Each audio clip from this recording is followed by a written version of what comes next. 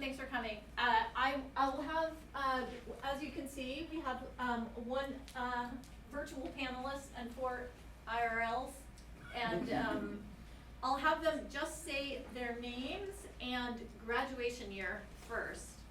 So we'll just do a zoom through the 5 of you for that. Okay? Just, yeah. All right, Lisa. Well, my name is Lisa Brisbois. I don't remember my graduation year. It wasn't terribly long ago. It might have been 2014. I was gonna guess 14, but I Yeah, thought you would know. 2014? Yeah. My name's Logan Matz. I graduated in 2016. Oh, my name is Mara Louter. I graduated 2022. Me, Bash, I graduated in 2023, I think. And Glory. Yes, Glory Busic in 2023. So I intentionally got some more recent ones just because, well, just because. Also, this, a lot of you are curious about what happens immediately after, I hear in a lot of advising sessions. So we'll have a few examples of what happens immediately after, and what happens a little more down the road for, there's Mata, welcome. And so it's just going to be pretty informal. I just asked them each to just a few minutes to say what they're up to and their paths there. And then this group is, there's some kind of cohesion to why the 5 of them are together too. Teaching English and also non-profit-y kind of work. So that, we're having other panels that are focused on other kinds of trajectories, so we'll advertise those more. But okay, take it away. Let's just go in that same order if that's okay. What you're up to and how you got there in 5 minutes. All right. Set the clock. So again, my name is Lisa. I work here at Western. Some of you may have met me.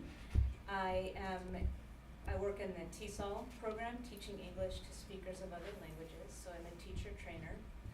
But I've also worked as an English instructor when we had our language and culture programs, which is no longer here. But that's sort of what I'm doing now. And how I got here is I came back to school as an older student. I was a touring musician for about 20, 25 years.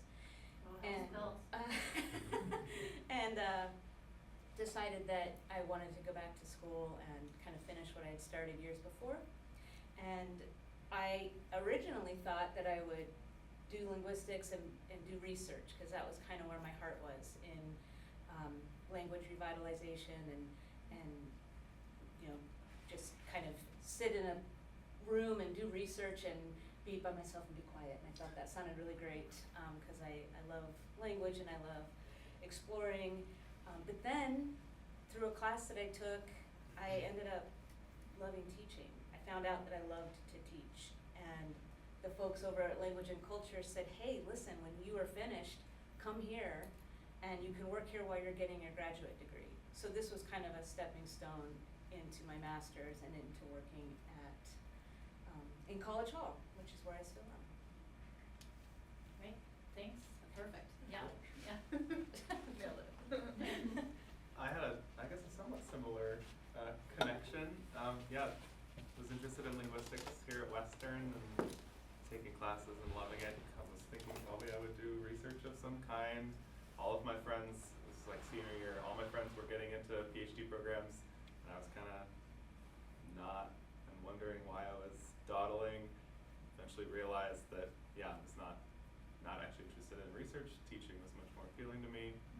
So I ended up going to the Language Teaching Studies program at University of Oregon down in Eugene, and hung out for a little bit after I graduated, and then just stumbled on a part-time ESL job at a organization down in Seattle called the Refugee Resettlement Office. It's the Diocese of Olympia, it's the Episcopalian. Was there for about 6 years, and then I just recently switched in July, not quite a year ago, to a very similar position at the Refugee Women's Alliance.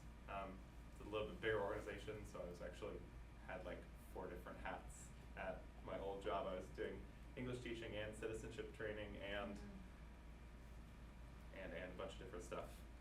And here I've been able to focus just on English teaching. Class sizes are bigger. Really, really enjoying it. Yeah. Cool. I'll go way back. I'm from Seattle. Came up to Western to go to Western. And I decided to do linguistics because it was like the homework I did, and like did instead of all my other homework. I'm glad I chose that. I was here during the pandemic, so I didn't get to do a lot on campus. And then one of the things I really wanted to do in college was study abroad. So I studied abroad in Spain. I was in Galicia for a year, and then came back. I wanted to graduate as soon as possible, so I did 1 more quarter and then graduated. I studied Spanish and linguistics. And then after I graduated, I was like, what do I do with my life? I worked a lot of random jobs, restaurants. I got fired from a couple jobs, you know, it's totally fine. And then this job I have now, I work at the Whatcom Literacy Council. We're a really small nonprofit. Our offices are at BTC. There's just 5 of us on the team. I work part-time. This was like my first big girl job, my first job associated with linguistics, and I've been working here for almost 2 years. I am technically the small group class coordinator, so I will set up small group classes for adults around Whatcom County, and I train and recruit volunteers to facilitate these classes.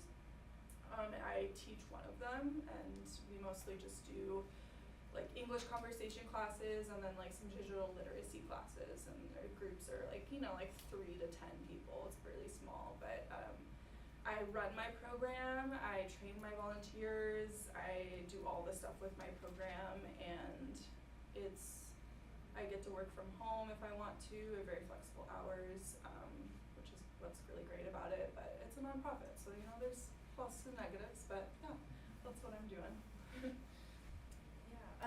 I transferred to Western from a school in California for the linguistics program. And I didn't know what I wanted to do within linguistics, but I knew that was what I wanted to study. And I also knew that I wanted to get a TESOL certificate at some point in like, you know, the following like 5 or 6 years. And so when the TESOL program here kind of like reopened after, it was closed during the pandemic, I think. Yeah, it was closed, it closed before in 2019, Okay. and then it came back. Yeah, so when it reopened, I was like, I want to do this, and was working to kind of do the linguistics degree and then also get my TESOL certificate at the same time. And doing my practicum, my teaching practicum for TESOL, I was at VTC, and I had a great time with my instructor there. And when I finished that, I finished my TESOL certificate, and then I had the summer and was like, what do I do? And I actually went to the Literacy Council and was like, I want to volunteer. And so I spent the summer volunteering at Whatcom Community College, and then I went back to BTC for the following academic year. And that following academic year, I graduated in December, but I was there September through May or something, and so that kind of helped me out after I graduated. And the instructor I was working with actually had a connection with someone that works at Goodwill, and so when I applied for that job, she kind of put in a good word for me. So that was like a really great connection to have. And yeah, so I've been working at Goodwill for about 2 years now, and I started out just teaching English classes, and for the last 6 months I've also been teaching citizenships in Logan.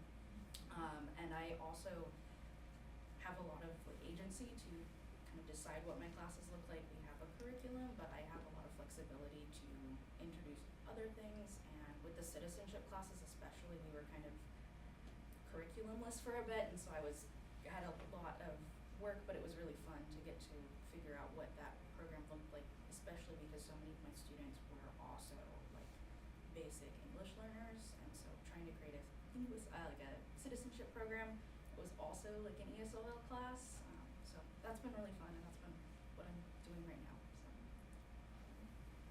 Claire. Yeah, I chose Western for linguistics. Like I applied to schools knowing I wanted to do linguistics, but what I wanted to do exactly I wasn't sure. I also ended up minoring in political science and education and social justice. And I kind of thought I wanted to go to law school, and then I kind of thought I wanted to get a PhD. It was a little messy. But after graduating, I ended up teaching English in Thailand and Bangkok, and I was the only English teacher for the school. It was a kindergarten, 2 to 6-year-olds. And then after that, I moved back to Vashon. That's where I grew up, Vashon Island, like near Seattle area. And now I work at Vashon Youth and Family Services. I started super part-time, just in like they had a grant for expanding access to childcare. So I helped with that, but then they were like, we have some other grant things you can do. And so now I'm the outreach and engagement coordinator. Basically I do a lot of youth programming. So I advise different youth clubs for middle and high school. And that includes the Chispa Club, which I would say is like where linguistics comes out the most. But it's really cool because I get to basically do whatever I want for the youth programming, and as long as I can like write the grants in a way that the funders want to fund it, I can do it. So it's pretty fun.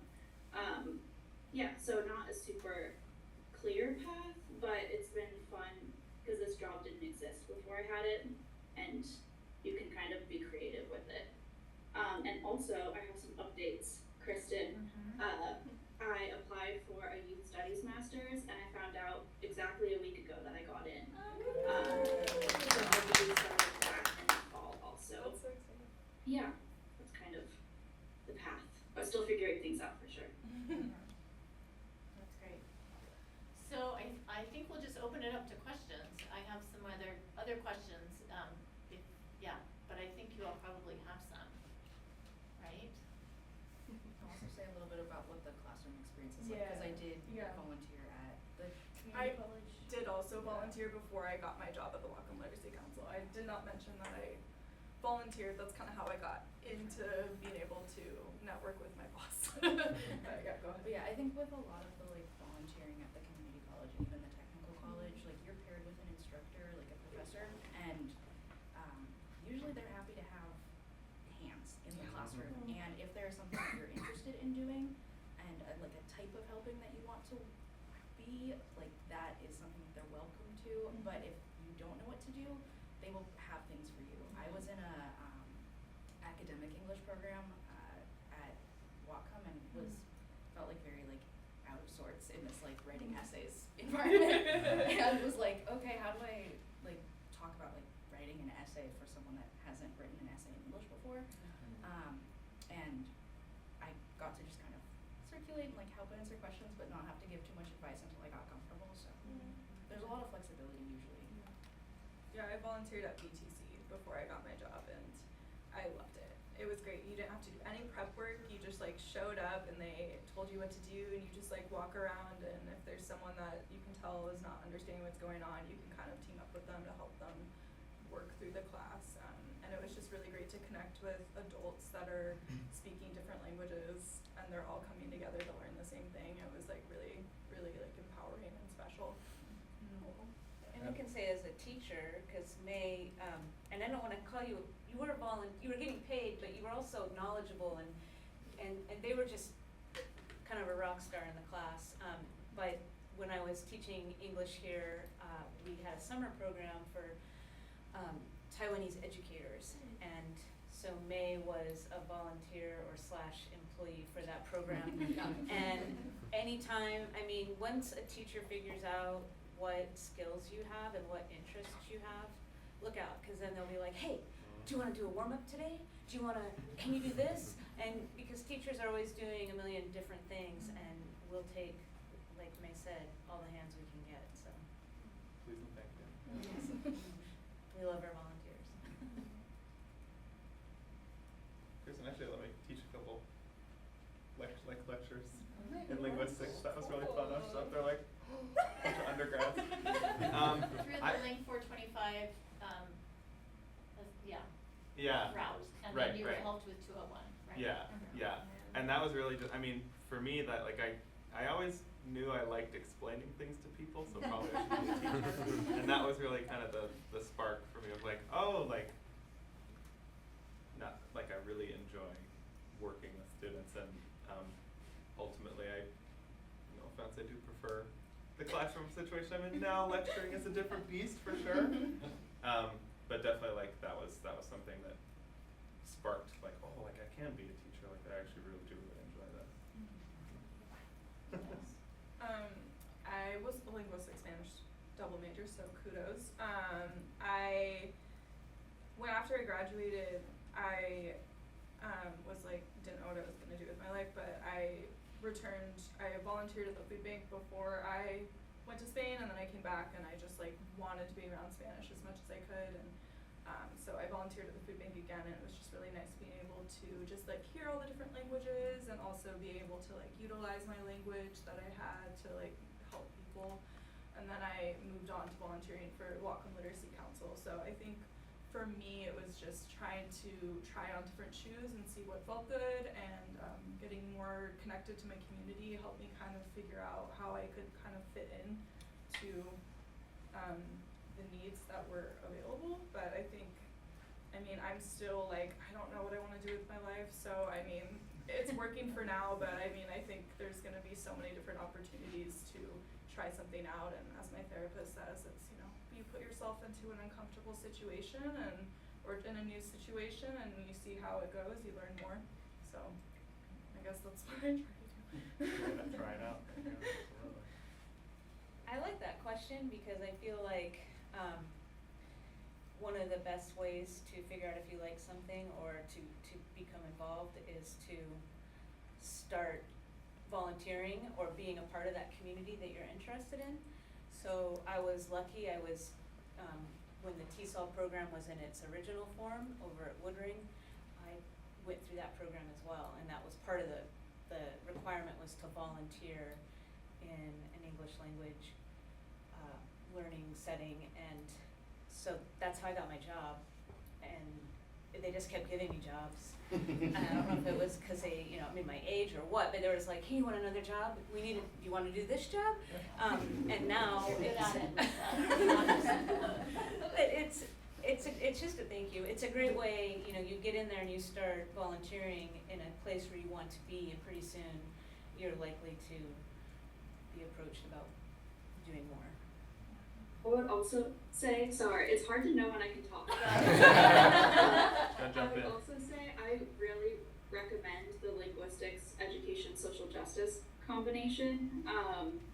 I did teach English and I loved that, and teaching full time, but sometimes you want to like be involved in education and not just teach in a classroom full time, for a variety of reasons.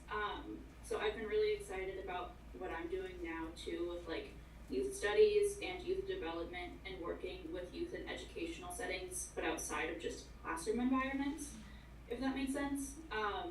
So like I do a lot of clubs at lunch, or like after school clubs, which I think you can still do a lot of like cool education-y things, and like teaching and like co-teaching with youth, without needing to like be a full-time classroom teacher, if that makes sense.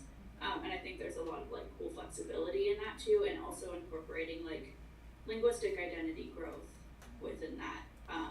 So if you were interested in that also, or if you tried full-time teaching and you were like, this isn't for me, know that there's other options as well, and would definitely recommend the ESJ minor too.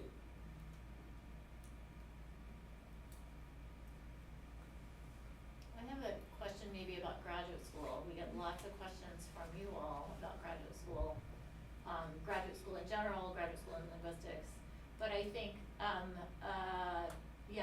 so May, you just mentioned in passing, you're thinking about it. Lisa and Logan both have masters. Glory just got in to a master's program. Yeah. So if you all could just talk about your pathways to that, and I think, at least in the case of Glory's and May's, and maybe yours, Logan, it wasn't like, oh, this is, well, it's not a PhD in linguistics, which is what some of you thought about when you were in school, and so how you got where you got. I can start. Yeah. I did not want to go and do any more school when I graduated. I was like, I'm done, and that's it, and I've got a bachelor's, and I'm not gonna do anything else. That's great. And there was like, one of the professors in the honors department was like, you should do a master's, you should do a PhD, you're like perfect for it, and I was like, nah, that's not for me.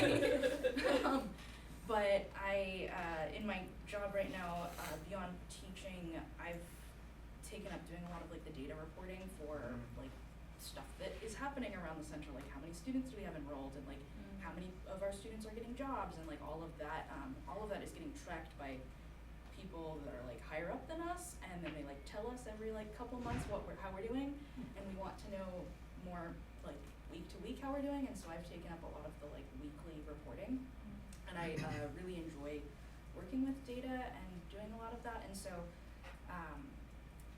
you know, I'm looking at like doing different work right now, and some of the fields that have been interesting have been like data science, but I also really like linguistics, and when I was in high school I did the computational linguistics Olympiads, and I like loved doing those problems, and I just got my diploma for Spanish, the C1 diploma from the DELE exams like a couple weeks ago, which I was supposed to come out back in February, and if it had come out in February I would have like instantly been applying for master's programs in Spain, but because it was delayed a bit, I'm like might be applying this kind of cycle, might wait until next year, but that has allowed me to look at programs that are both taught in English and in Spanish, which is exciting, and I'm looking at mostly like language processing and some data science. I'm trying to find those like language processing and like computational linguistics degrees that are not just like an AI pipeline, because that's not what I want to do. But there is so much other work in that field, and having that kind of additional skill set on like the tech side of things, and then having like a degree to like prove that, because right now I feel like looking at so many jobs that are like, oh, this seems really cool, and they're like, you don't have a master's, you can't do that. And so yeah, that's been the thoughts I've been having, and so I'm kind of in the middle of like that, is it too late to be applying? Maybe not, maybe so. Maybe I have to wait until next year, but even so, like that's totally fine. 1 year is 1 year, so. Oh, sure, okay. I saw people. Oh, Sorry. you can go, and then I'll Go, go. Gloria. ahead. Go, Gloria. Okay, I saw people looking up, and so I was like, yeah, like I said, I thought about law school, and then I took the LSAT, and I was like, I don't want to take that again, so maybe not.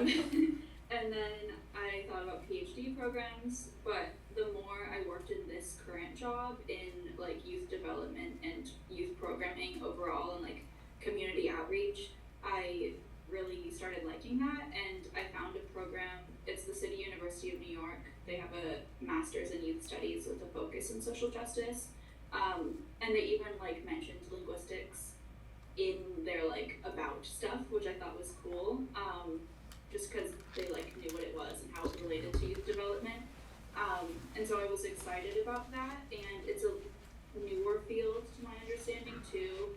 And so I liked the opportunity to be able to talk a little bit more about that, and there felt like there was a lot of room for growth in that area, and like maybe starting to research more of like why youth programming is important, how it relates to youth development, and like empowering youth to create their own programs too. So I don't think like a PhD is off the table in the future, but we'll see how I feel about the master's program. And then we'll see. But I like the opportunity that it's a newer field, like linguistics sort of, they always said that too, like it's a newer field and there's a lot of room for opportunities. So I think there's a lot of overlap with that, and I liked being able to talk about like how identity development also relates with like linguistic identity. Yeah, that was not super articulate, but hopefully that got across. Yeah. Well, as I said, when I started working with language and culture, they said, hey, if you get a master's, we can give you more classes. And I thought about, at the time I was still mulling the idea of PhD, and I had actually been up to UBC and interviewed with their linguistics department and was pretty excited about that.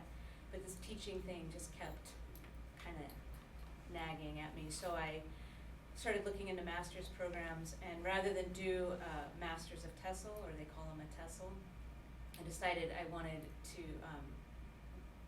to broaden that a little bit, and I was really interested in the culture aspect, because my personal view is that I'm not really interested in making sure, like creating an army of English speakers, you know, that's not, it seems so, in fact, I remember talking to Jordan about it. I was like, I don't know, I mean, I love teaching English, but it feels so weird, and it doesn't align with how I feel about language revitalization, and so my path was kind of informed by those beliefs and that feeling that I had. So I ended up with a master's in education, with a focus on English for speakers of other languages and digital literacy, which turned out to be great because then we had COVID and everybody went online, and suddenly I had a skill that was really needed.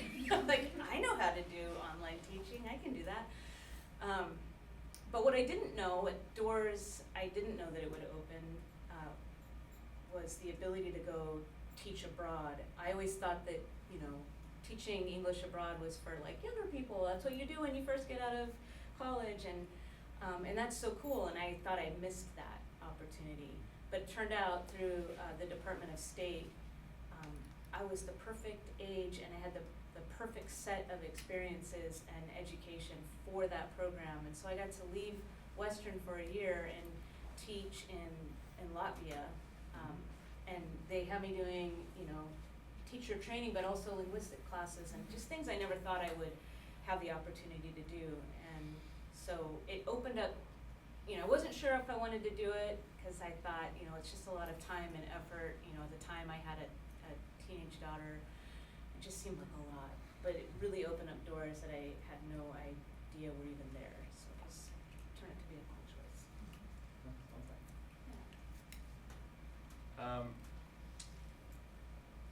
What was our question? You're just grad school. Oh, grad school, yeah.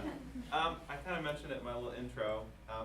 Basically all my friends senior year in the Link program were applying to and getting accepted to PhD programs. I'm thinking of Taylor Hermiting. Mhm. Yeah, and I was like, oh, That's what we're doing. I guess that's what we do, yeah. And really, I genuinely just like kept putting off and missing deadlines for applying to PhD programs, and I was like, this is telling me something. This is maybe not for me. And yeah, once I settled on going for a teaching master's, I was looking at some TESOL, you know, programs. Ended up finding the LTS program done at University of Oregon, which I liked because it was sort of billed as like, again, like broader than just, you just gotta teach English. I think I ended up with a cohort of like 11 other students, and people were teaching Chinese and Spanish and Ichishkin, which is a Sahaptin language down kind of at Oregon, Washington, so language revitalization stuff. And it was just a really cool experience. I think it was broader than just a sort of pure TESOL program would have been, and I really appreciated that. I liked all the chances I got to try different practicums, and ultimately, talked with Ren about this, it was not quite as easy for my cohort members who were not teaching English as it was for me, just because a lot of the faculty and examples and opportunities were largely for English teaching, which are great for me. But I still really, really enjoyed it, and I felt like I gained a lot of like connections to between like the linguistics stuff that I got in undergrad, and then able to like how to use that in the classroom essentially in grad school. I don't know if I necessarily missed any opportunities like having versus not having a master's, but certainly it doesn't hurt when you're applying to stuff. Yeah. And that's the same program that Ren has gotten into.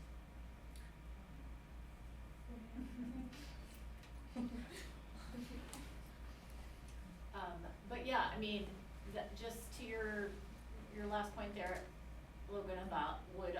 have other opportunities or the same opportunities without it is a big question that you all ask me all the time, and that it is a big investment of time and money if you're not sure it's gonna help you. That's why I Yeah. have not gone to grad school. Okay. So, yeah. I wanna go when I know exactly what I wanna do. Yeah.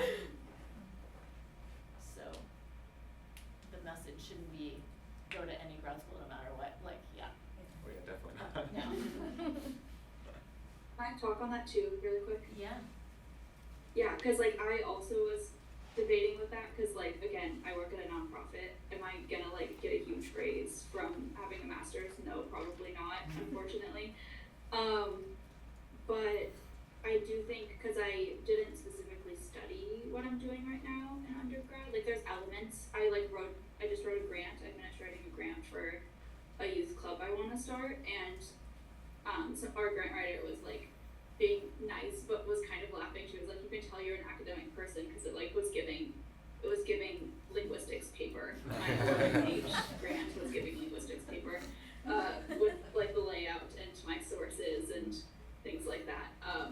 So I think wanting to learn like those things and also just wanting to like learn more about a specific field and how you can apply what you know to that field, even if it won't like career-wise be super helpful, you might be able to like just learn more, and also then you could like meet new people in that area, and you might meet I saw like grads that had talked about like linguistics in the program, and so I'm like, oh, maybe I'll be able to connect with them. So even though I won't maybe not get a raise, even though I would love to, you can still like maybe meet new people or like find new jobs and things like that, which is cool. Hi, I'm not a student. I know two of you. I'm Amy, I'm a professor here. I have a question. All of you, it seems like the jobs that you're in now involved like some kind of, or maybe not you, Logan, I'm not sure, but some kind of like networking or like knowing someone. And I thought that was an interesting connection, Lori, what you just said there about like connecting with people who also did linguistics and then transitioned into youth studies. So I was wondering if, like, I know I hear that like sending out job applications feels like into the void, but it seems like having those connections has been kind of key for you all, volunteering, etc. So I don't know if you had thoughts on that or advice to offer to people about networking. I hate that word, but you know. I'll pop one thing in that. So my first job was, yes, just a cold application on Craigslist, actually, of all places. But because I had been initially hired part-time, 16 hours a week or something, and then I just basically kept teaching more until they were like, fine, you want health insurance? Okay, do more stuff. Do more stuff and we'll give you a full-time job. Yeah, it's really nice. Oh my god, so jealous. But because I was doing all this stuff and it was like a 23-person organization, I think it's really small. I was in a bunch of different departments. I was going to a lot of like different like quarterly meetings and stuff, and I ended up, my current program manager was the program manager for the ESOL program at my current organization. I saw her every quarter, and so you know, I did okay on the screen, like the phone screen, and then the first interview I was like, hey Yulia, she was like, oh hey, I remember you. So I still networked a little, still made those connections. I didn't know I was networking when I was networking. That's the best I kind. was like volunteering at the Literacy Council, and I was in a classroom at BTC, and I had a great classroom instructor that I was like working with, and I had applied to the job at Goodwill, and then just kind of like offhand during one of the breaks was like, oh hey Summer, I just applied to this job, and she was like, oh, I know someone that like works at Goodwill, I'll like let her know that you applied. And I was like, oh, I didn't even know like that was something, that was like a thing that you could do. And then the person that she reached out to isn't even someone that I work with regularly. Like I see her like maybe 4 times a year. But because there was that connection, I think it didn't get me the job, but it got me, I think, the interview. And so that was really great because, I mean, like compared to so many of the other instructors at Goodwill, I'm one of the only ones that doesn't have a master's degree. And so I like totally felt like I was not qualified. And even after I did get hired, I was like, I'm not qualified the way all the other instructors are, but just being able to get into the space to have an interview and that being a space where you can like show that like you do know what you're doing, that was great, so. You got you the job. Yeah, I got the job. Okay, yeah, networking is a very uncomfortable word, but I think when I was graduating Western, I thought I had to like do it online on LinkedIn and all the crap, and when I was at a volunteer appreciation event for the Whatcom Literacy Council, and my current boss was there, and I didn't even know they were looking for people for the job I have, and so I was like, oh, okay, like time to mask, time to make myself look very good. So I did the mask, I put it on, I talked, and I didn't realize at the time that she was also trying to recruit me, so it was a mutual but I think I also wasn't expecting to go to this volunteer event and get myself an opportunity to work there, and I think just like going to more things and connecting with people. I mean, that's the reason, that's like the core of being a human being, is just connecting with people, and I learned that each generation now, we are connecting less and less with people, so just trying to go connect with people in person, even if nothing happens from it, is just a way to learn more. Even if you don't get a job right away out of it, but like, I mean, I wouldn't say I wanna be at this job forever, but it's definitely something that I'm like, wow, I can't believe I got this job. Like, I don't have a master's, I don't even have a TESOL, like, I somehow got this job, and I think it just depends on the people hiring, what they want, and how much they're paying, and so, yeah. Sorry, is it an okay? Yes, time? go ahead. Go for it. I'm trying my best. Okay. For my first job out of college, teaching in Thailand, I didn't know anyone, but I applied through a teaching agency, which I think is a pretty common experience. But then for my current job, when I first applied, I applied for that super part-time 10-hour a week thing, and I was like, maybe this will turn into something else. And I didn't know anyone, but I did like go to the high school that they serve, and I did like live in the community, which I think is a big thing for like a little island community, especially if you're doing like community outreach, because they're like, oh, you know people in the community. So even though I think we talk about this in linguistics too, like it's important to like be part of the community and build that trust. And I think, so even though I didn't know anyone, they knew that I knew the community, which was helpful, and that's kind of connection in its own way, I guess. Yeah.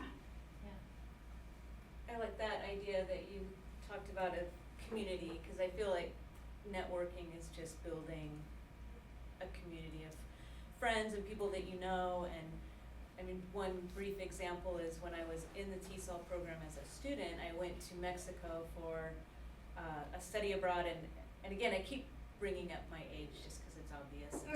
But it was weird to be there in this environment, and all the people there were great. All of the other TESOL students were fantastic, and it was super fun. But I still, at the end of the day, was like, you know, had more in common with my host family, and so I spent a lot of time with the teachers at the school and my host family, and then I ended up going back as a faculty for a faculty-led abroad experience, and all of the same people were there. And it was cool because we had that relationship, and suddenly we were in a different situation, a different community setting, and I don't know, it just feels like that keeps getting bigger and bigger, that community with, you know, you work places, you get to know people, you stay in touch, you nurture those relationships, and it just kind of networks itself. That sounds like a weird thing to say. But Positive snowball. yeah, Absolutely. yeah. Yeah, I think like, as much as I've felt the itch to leave Bellingham, I think staying here for as long as I have has built community. Like, for the most part, if I go to places that I used to work, or if I go to places where I used to go to a lot, I will see people I know, and I just am comfortable talking to anyone I see that I know, and also just staying in touch with Mata. Like, he was my professor I took so many classes with, and like he helped me get my job at the Whatcom on the phone with me helping me prep for the interview. Like, that man is incredible, you know, and so I think having those connections and staying in touch was like so helpful for me.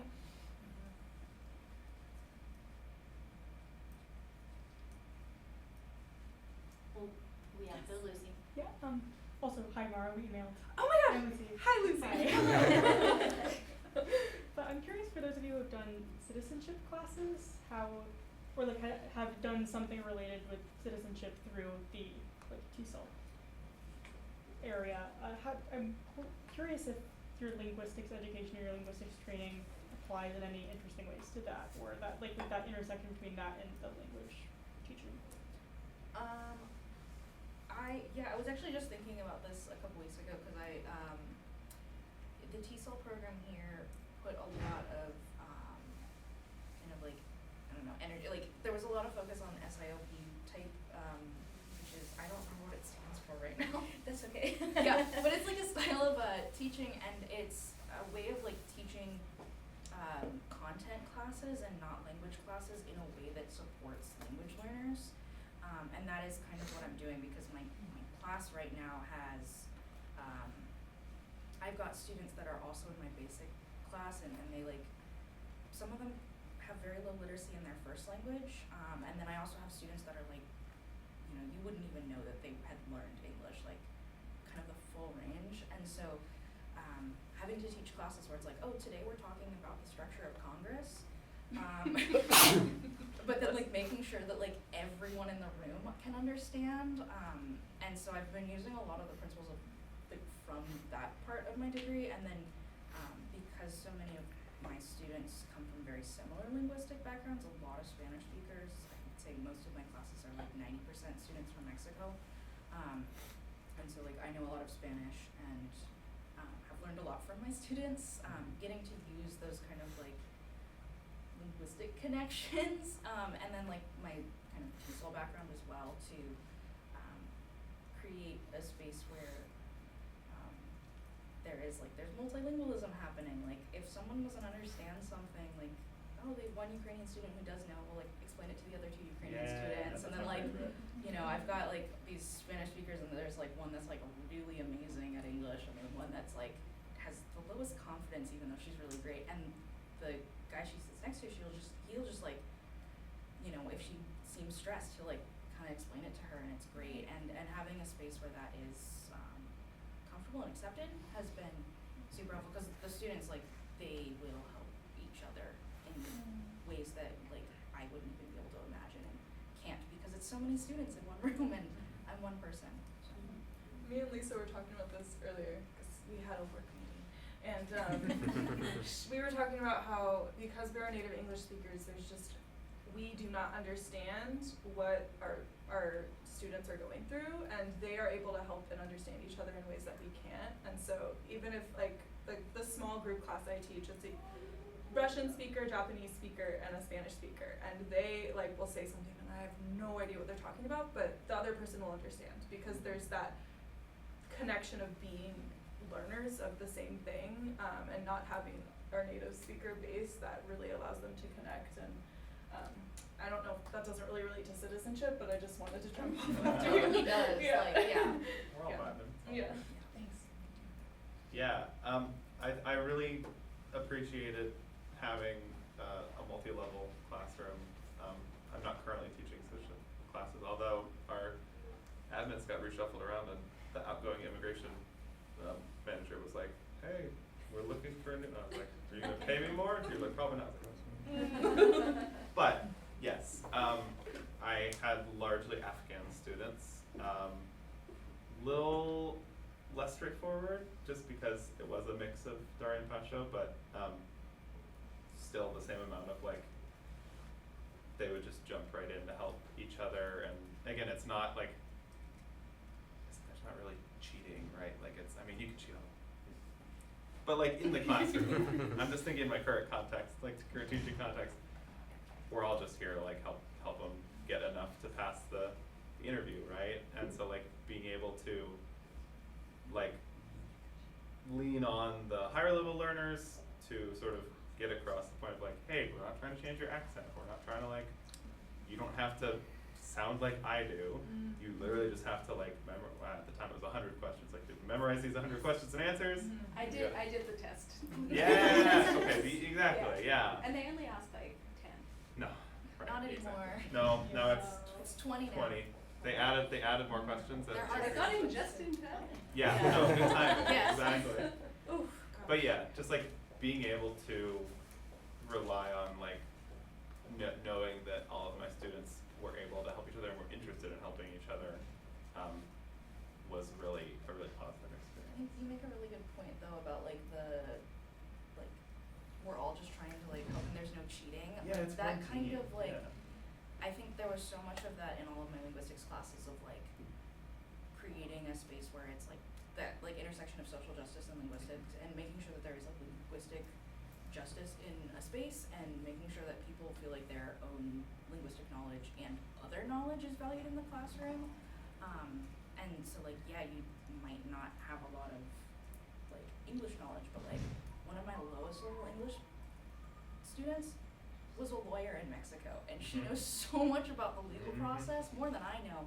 And she's like, if she's given legal materials that have been translated into Spanish, she'll be able to figure them out way faster than I ever could.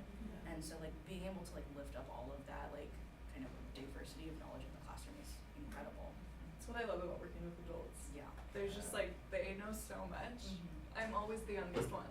I'm like training volunteers and they're like twice my age and I'm like, what am I doing? You know, but it's like people just, there's so much depth of knowledge, they just don't know it in their English, right? And it's just like very special. And I think the main thing that I will repeat that I actually remember from my degree is descriptive. And I think the descriptive perspective on language is something that I will share and repeat to like whoever, because just however they choose to speak is just more data, right? So I think it's just special.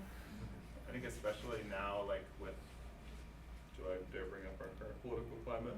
Like, what I try and do is remind my students of that depth of knowledge. Like, there's a lot of times these folks, especially I work with a lot of lower level learners, and I was in the citizenship context also working with lower level, like lower English level.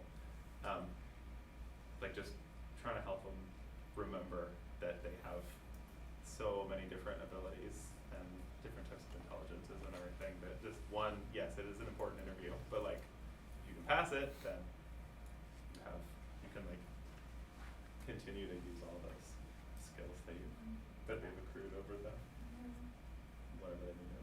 Yeah. Well, I would like to have some like informal networking, community building, as you all finish up the food. Sorry, Glory, no food for you. But Email her a picture. I know. But yeah, continue to hang around and ask questions of our panelists, and you all exchange your own information with each other. Glory, I'll keep the camera on it, but take you off the big screen. So if you want to come up to ask you questions, you'll be at the monitor. Okay. Perfect. And then thank you to all of our panelists for coming. Applaud ourselves. You guys are great. Yeah.